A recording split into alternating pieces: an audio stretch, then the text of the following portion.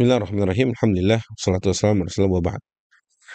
Di antara mukjizat Nabi Musa alaihissalam adalah tongkatnya yang sangat terkenal, yang ketika tongkat itu dilemparkan, dia akan berubah menjadi ular yang sangat besar. Tapi teman-teman, sebelum itu Nabi Musa alaihissalam dituduh oleh Firaun ingin mengambil kekuasaan Firaun.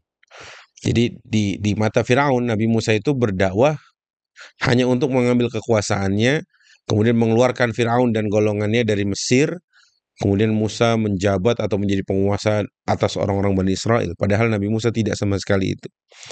Kenapa? Karena ini kalimat Firaun yang diabadikan oleh Al-Quran.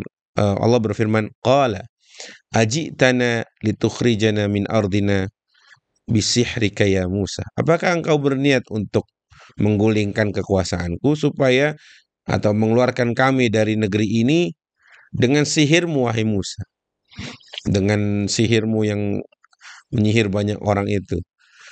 Seakan Firaun menuduh Musa bahwa Musa ingin mengambil alih kekuasaan dan akhirnya ingin berkuasa, padahal tidak sama sekali. Musa alaihissalam dan Nabi Allah Harun, saudaranya, berdakwah dengan tujuan yang jelas karena Allah Azza wa Jalla mengeluarkan manusia dari kesyirikan menuju mentauhidkan Allah, dan di antara target dakwahnya Musa adalah menyelamatkan Bani Israel. Bani Israel dari kengkangan atau dari cengkraman Firaun.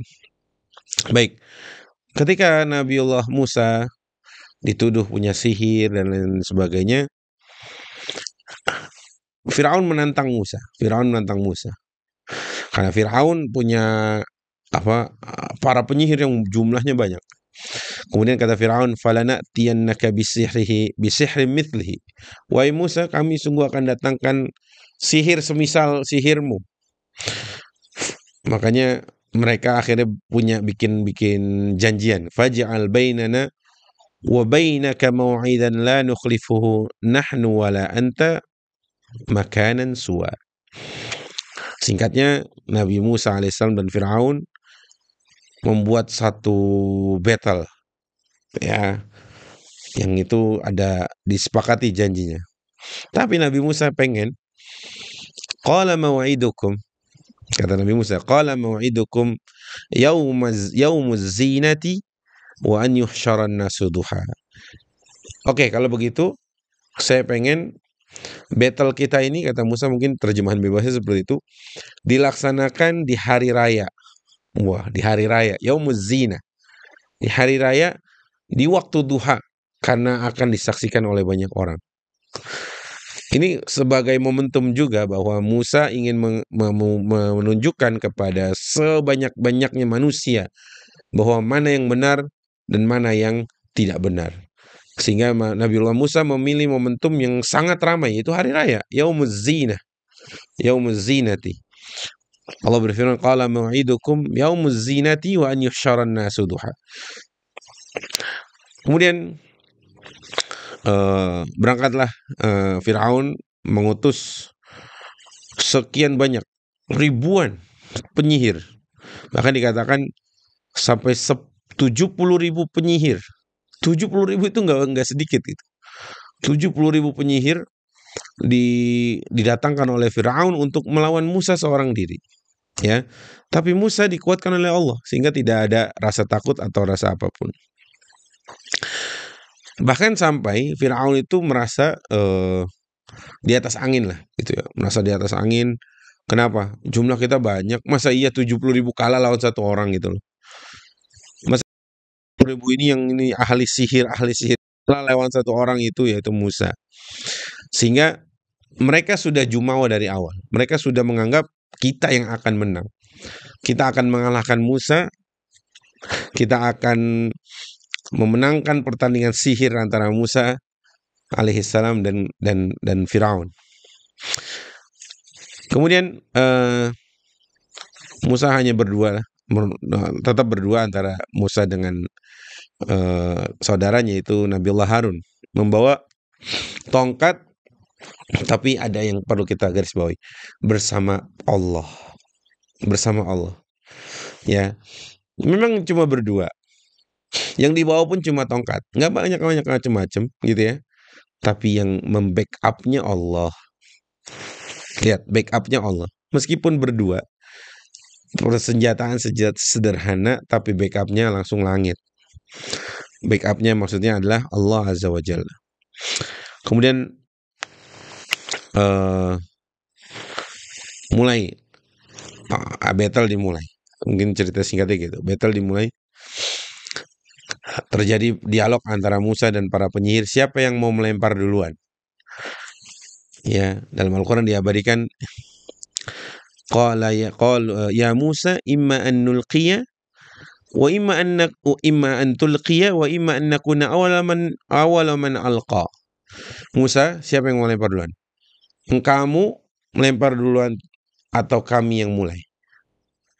Nah, tapi yang diinginkan mereka itu supaya untuk apa ya? Biasanya kan gini deh, kesannya kalau udah berhasil duluan, kesannya itu membuat down musuhnya. Contoh, kalau dalam pertandingan sepak bola ya, yang ngegolin duluan kadang yang lebih semangat, bahkan bisa menjatuhkan mental yang tim sebelahnya atau tim lawannya gitu ya. Tapi itu nggak berpengaruh kepada Musa.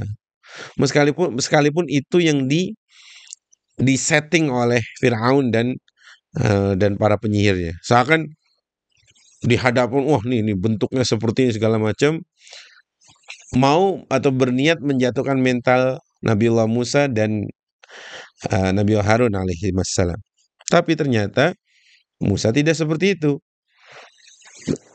Nabiullah Musa dan Nabi Harun tidak menganggap itu sebuah hal yang mampu menjatuhkan mentalnya, tapi biasa saja. Makanya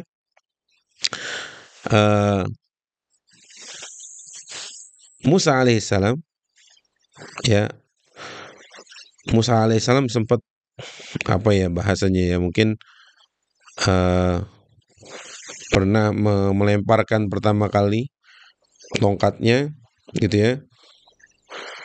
Kemudian di hadapan Firaun, itu juga di hadapan Firaun, akhirnya Musa agak sedikit takut. Musa agak sedikit takut alaihissalam. Tapi Allah yang langsung menenangkan Nabi Musa.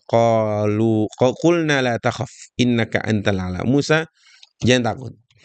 Kamu yang akan menang. Kamu yang akan jadi juaranya dalam battle sihir atau battle antara kamu dengan para penyihir Firaun. Kemudian Musa sempat itu, kemudian akhirnya Allah yang mengatakan, wa alqi ma fi yaminik. Lemparkan apa yang ada di tanganmu. Kemudian akhirnya Musa melemparkan hal itu, yang tongkatnya itu kemudian berubah menjadi ular yang besar. Ya, ular yang besar yang itu memakan semua atau melahap semua ular-ular kecil yang itu kumpulan dari para penyihirnya Firaun. Ya. Kemudian faulqiyas saharatu sajidin. Ketika melihat pemandangan itu yang tidak biasa. Kenapa? Karena para penyihir tahu ini bukan sihir biasa, ini bukan sihir bahkan. Karena di kaidah-kaidah sihir nggak ketulis ini bahwa ini sebuah sihir. Pasti kekuatan lain ini. Bahkan dalam bahasa Al-Quran, ketika Musa melemparkan tongkatnya itu kemudian menjadi ular yang besar itu, mereka takjub. Mereka sampai takjub dengan pemandangan itu. Para penyihir ini takjub gitu. Bahkan dalam Al-Quran, faulqiyas saharatu sajidin. Mereka dipaksa oleh Allah untuk bersujud kepada Allah. Maksudnya bersujud. Namanya bersujud itu kan merasa kalah. Itu yang tidak disukai Firaun. Kok kamu bisa-bisanya sujud kepada Musa? Kamu udah kalah padahal jumlah kamu tuh banyak. Ya. Tidak sampai di situ. Ketika Allah memaksa para penyihir itu untuk sujud di hadapan Musa, kharra sajidin, mereka mengakui ketuhanan Allah. Mereka beriman dengan Tuhannya Musa dan Tuhannya Harun. Mereka mengatakan, amanna bi rabbil alamin. Kami beriman kepada Rabbul Alamin. Karena mereka sadar betul, ini mah bukan sihir biasa. Ini bukan kaidah-kaidah sihir. Ini kekuatan di luar sihir ini. Itu mukjizat yang tadi kita bahas. Sehingga mereka tidak mau beriman kepada Tuhannya Musa dan Tuhannya Harun. Yang Allah abadikan dalam Al-Quran, amanna bi rabbi Musa wa Harun. atau bi Rabbi Harun wa Musa. Kami beriman kepada Tuhannya Harun dan Tuhannya Musa. Teman-teman, apa yang bisa kita ambil dari peristiwa battle antara Musa dengan para penyihir itu? Tadi yang mungkin saya sudah sebut bahwa mungkin kekuatan kita tidak seberapa. Mungkin kita hanya berdua. Mungkin persenjataan kita, perbekalan kita tidak secanggih mereka. Tapi yakinlah jika kita bersama Allah, Allah akan bersama kita. Allah akan menolong kita. Mungkin yang agak relate di kondisi kita hari ini, kita lihat bagaimana saudara-saudara kita para mujahidin di Palestina dengan perlengkapan senjata yang mungkin tidak secanggih mereka dalam tanda kutip ya. Tapi ternyata karena Allah bersama mereka, mereka yang memenangkan pertarungan. Teman-teman bisa lihat sendiri mereka dengan kondisi yang sangat sederhana, mereka dengan alat yang seadanya. Dahulu bahkan ketika awal intifadah, mereka hanya dengan batu-batu, dengan ketapel, tapi dengan izin Allah pula mereka bisa makin kuat, dan Allah yang akan menolong, Allah yang akan memenangkan pertarungan di antara mereka dengan orang-orang Zionis. Laknatullah alaihim. Wallahu a'lam bishawab. Wassallallahu ala sayyidina Muhammad. Assalamualaikum warahmatullahi wabarakatuh.